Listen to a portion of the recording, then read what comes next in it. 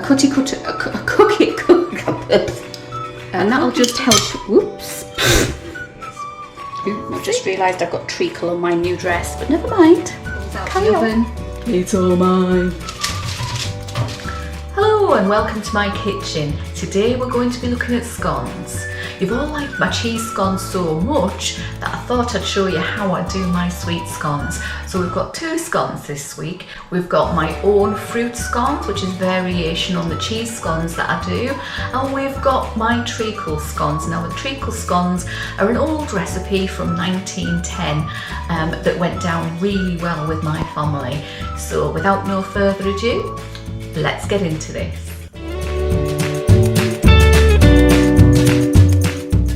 To make my fruit scones, which is a variation on the cheese scones, what I'm going to do is add 275 grams or 10 ounces of self-raising flour to this sieve, along with half a teaspoon of baking powder and a quarter teaspoon of salt. Just pop that in. Any salt does, table salt, salt from a grinder, rock salt, anything you want. And then we're going to sieve that, so give it a sieve.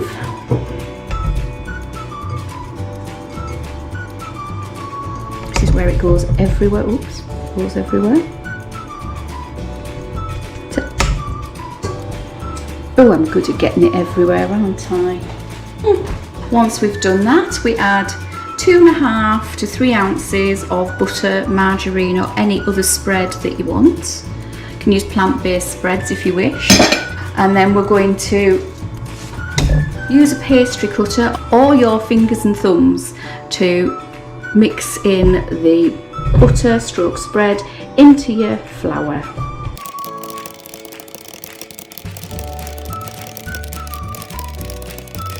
Once you've got your mixture resembling fine breadcrumbs, what we need to do then is add 1 ounce to 2 ounces of caster sugar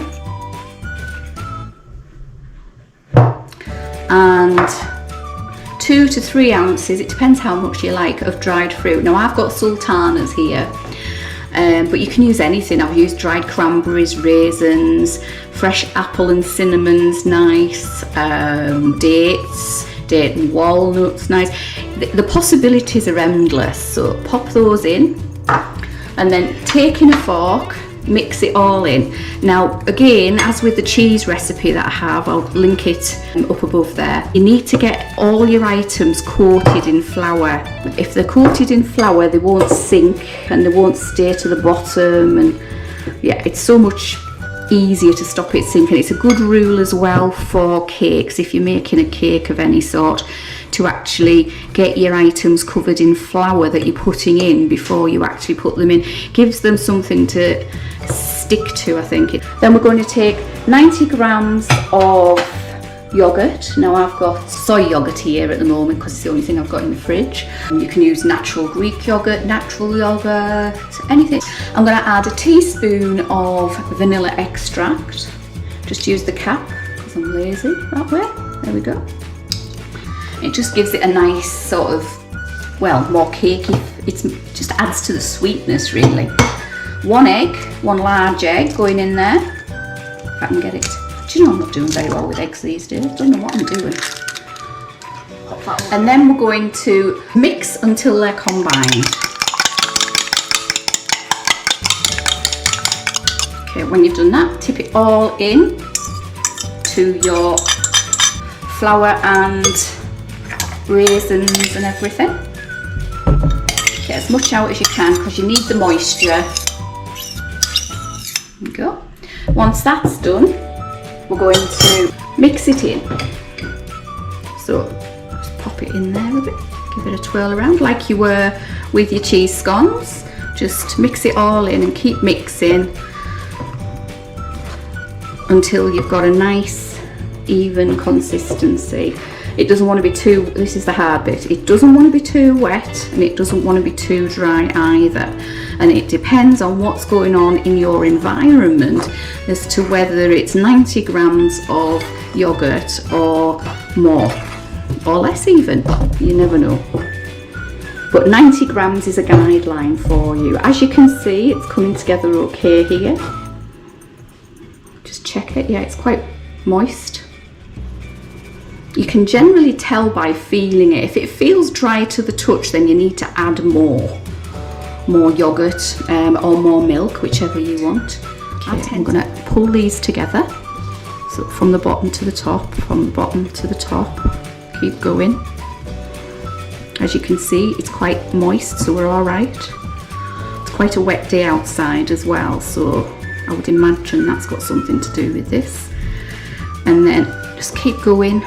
Gently does it. Bring it together until you've got a nice even ball.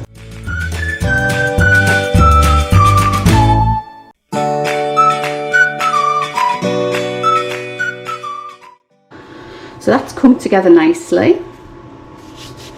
Just rub your hands off to get rid of any sorry, you couldn't see that, could you?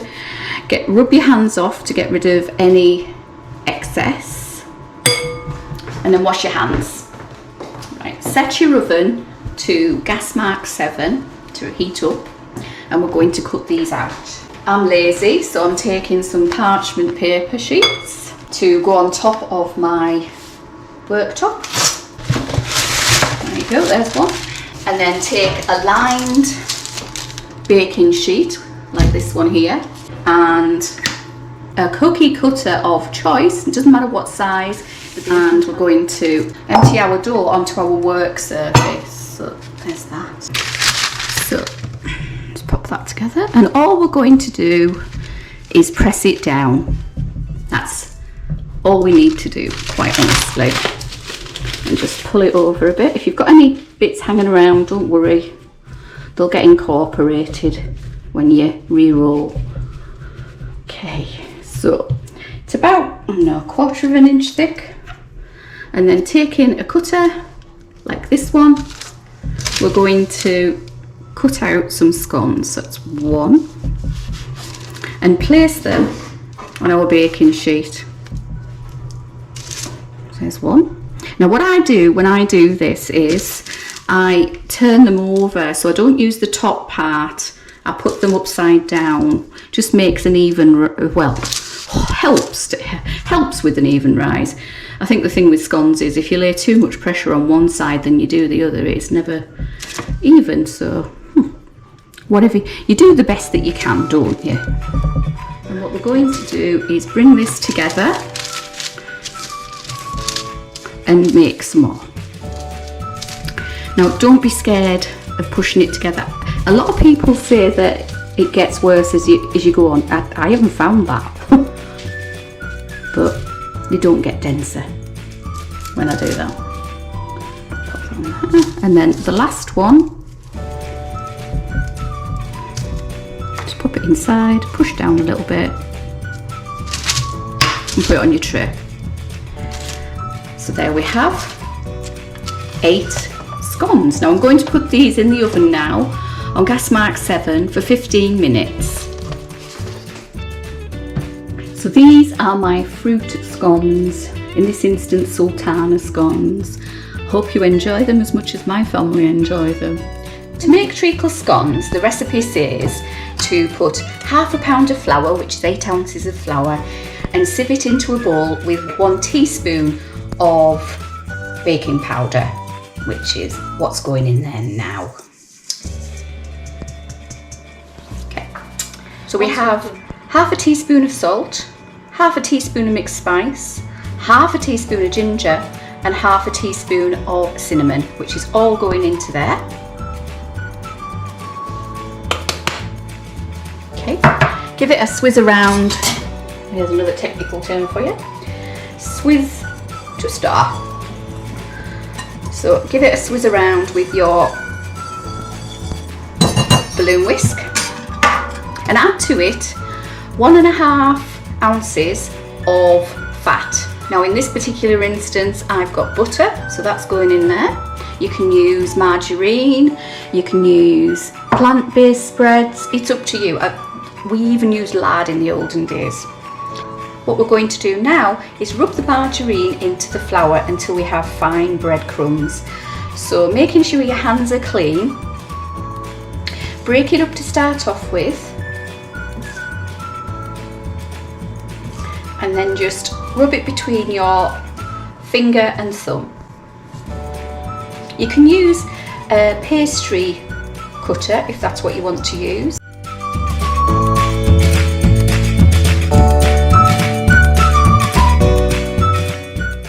This recipe is from a book from 1910 that I've borrowed off a friend. It's her great-great-grandma's, so I've got to be really careful with it. And it's from Mrs. Laurie's Reliable Cookery.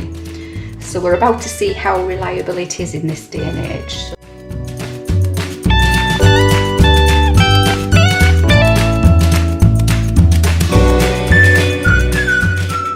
A good way to tell if you've got any lumps left is to give your bowl a shake and the lumps come to the top. So if you do get any lumps, just rub them out. Okay. Once you've done that, it's time to add a tablespoon of sugar. It can be any sugar that you want. I've used brown sugar in the past, normal granulated sugar, and this is caster sugar. So we'll just pop that in. Okay. And then taking a tablespoon of treacle, we're going to heat it up in the microwave for about 30 seconds. And then if you're like me, you'll find it was too long. So put it in for 10 seconds and see how it is, guys.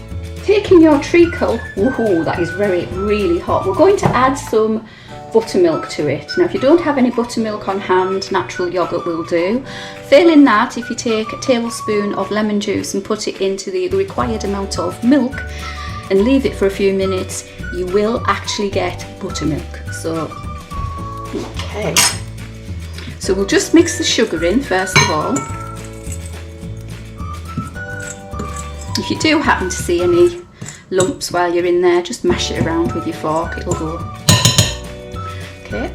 Now then, this recipe is slightly different to my recipe in that there's no egg in this recipe, so we're relying solely on the baking powder and the reaction with the buttermilk to make this rise. So I'm going to start with a tablespoon, maybe, no, 2 tablespoons of buttermilk. Give it a mix into the treacle.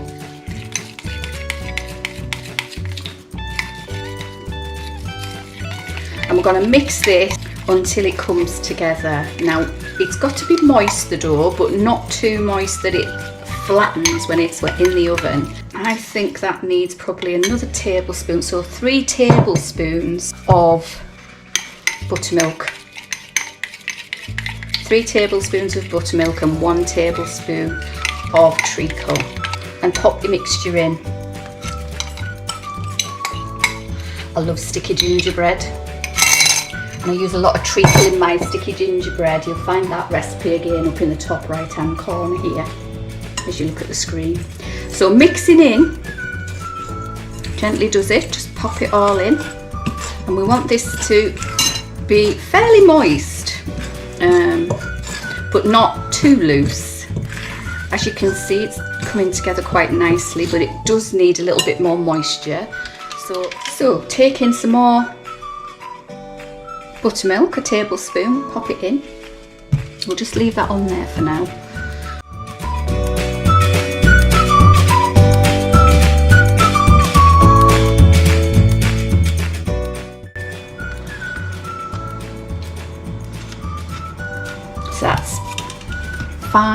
So that's 6 tablespoons going in there. In total so far we have 6. So that's quite, as you can see, it's still a little bit sticky, but it should come together quite well, that one. So just bring it together gently.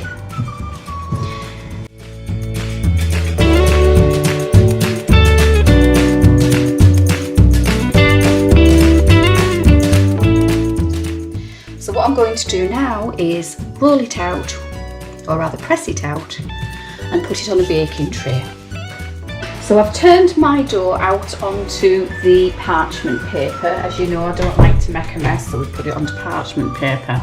And we're just going to press it down with our hands.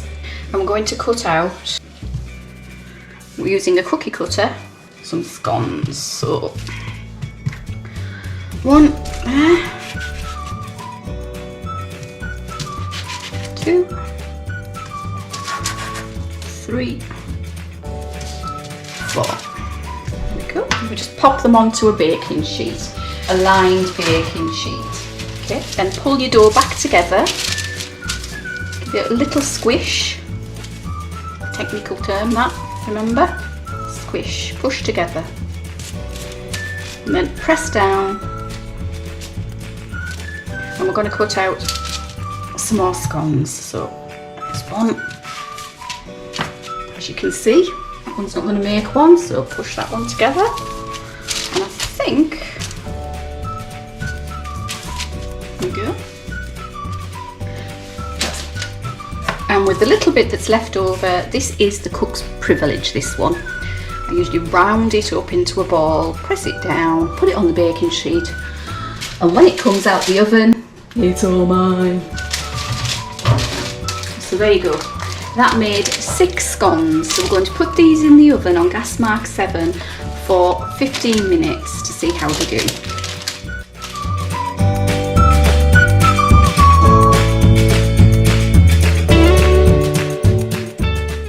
That's it for this week. Thank you for watching my channel.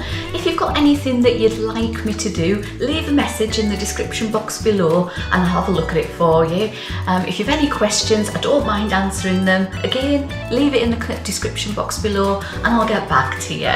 For this week though, it's Liz out.